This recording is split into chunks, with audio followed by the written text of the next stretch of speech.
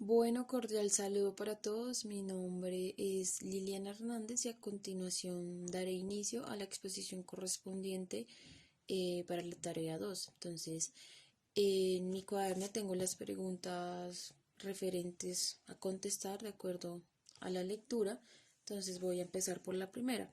Entonces las bases biológicas del pensamiento y el lenguaje. Entonces bases biológicas retoma Chomsky, en el cual dice la existencia de un dispositivo innato del lenguaje, es decir, que la capacidad innata del ser humano siempre ha sido el lenguaje, en la cual se refuerza en la interacción social. Entonces estamos varios núcleos de personas, no, varios grupos de personas en la cual hay una interacción constante, es decir, en esa interacción se va aumentando mi repertorio del lenguaje, es decir, voy aprendiendo significados, voy aprendiendo chistes, bueno, cualquier tipo de cosas, va aumentando mi repertorio lingüístico, el cual va a ser determinante pues en mis diferentes interacciones sociales.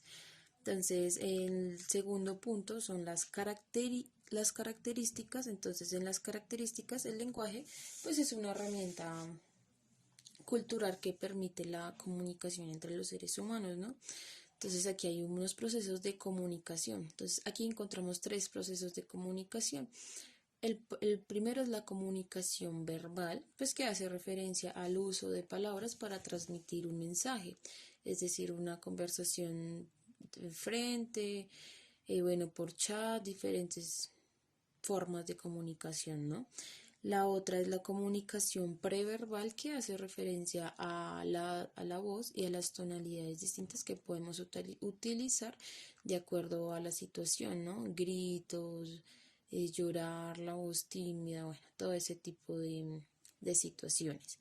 Y por último está la comunicación no verbal. Entonces la comunicación no verbal hace referencia al lenguaje corporal. Entonces aquí se pueden evidenciar las actitudes, las emociones de las demás personas sin necesidad de que exista pues el lenguaje, la voz como tal, el sonido de transmitir un mensaje de comunicación verbal, ¿no? Y listo.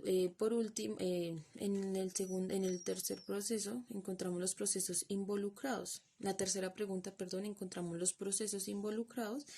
Entonces aquí puse las dimensiones del lenguaje. Entonces la primera dimensión es la primera es la forma, la segunda es el contenido y la tercera es el uso del lenguaje. Entonces en la primera encontramos la forma, que se divide en en la fonología, que es la estructuración de los sonidos por cada lengua, ya sea español, inglés y bueno.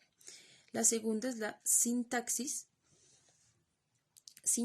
que es la forma de nosotros combinar las palabras para así crear una palabra con sentido, es decir, que nuestro receptor la pueda interpretar, nuestro mensaje.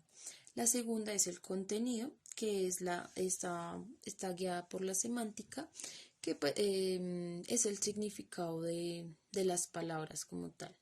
Y el tercero, que es el uso, encontramos la pragmática. Esta se refiere al uso de una palabra en determinado contexto, ¿no? Entonces encontramos que para una cultura cierta palabra significa esto, su aprendizaje social está estructurado en que esta palabra se refiere a, ¿no? En cambio, en otra cultura, es decir, otro proceso totalmente distinto, otros procesos de interacción, de exploración y demás, nos hacen comprender esa palabra como algo muy distinto. Eso puede variar entre comunidades, poblaciones y demás, ¿no?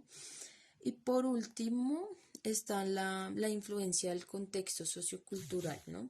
Entonces encontramos acá a Vygotsky, el cual dice que la cultura, el lenguaje y la cultura como marco de referencia, es decir, que él menciona un contexto preexistente, ¿no? Entonces, en ese contexto en el que nos desarrollamos es donde hacemos nuestras interacciones con las demás personas, lo que aprendemos que es bueno, que es malo, y pues eso varía, como mencionaba anteriormente, varía de ciertos contextos, ¿no? Entonces, para una cultura es bueno es de supervivencia matar animales, para otra cultura es totalmente inaceptable y demás. Eso se refiere a lo que nuestro contexto nos está enseñando pues diariamente y pues en eso también entra pues nuestra interacción con las personas, es decir, nuestras pautas de crianza, dejando a la familia como pues el primer contacto